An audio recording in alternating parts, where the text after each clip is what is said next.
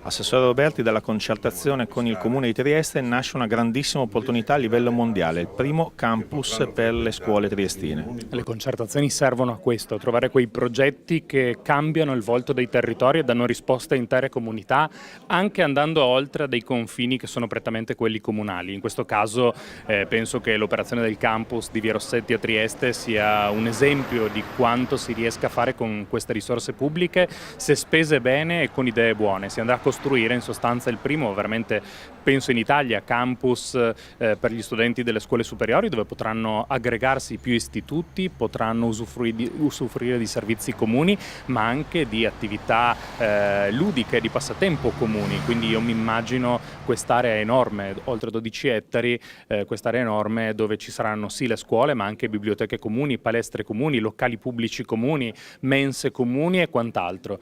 Quindi davvero una grande risposta sul territorio, ma la soddisfazione più grande è che oggi siamo qui a Trieste a presentare questa operazione, domani già sarò in conferenza stampa a Udine a presentarne altre di pari valore.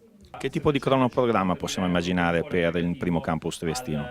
Durante la concertazione abbiamo valutato proprio il cronoprogramma. Il 2019 è quello destinato all'acquisto e all'acquisizione da parte del Comune di Trieste di un'area che ancora non è di proprietà del Comune di Trieste. Dopo il Comune di Trieste ha già delle risorse a disposizione e comincerà a spendere quelle, e poi nel 2021 ci sono altri 5 milioni di euro messi a disposizione dalla Regione Friuli Venezia Giulia.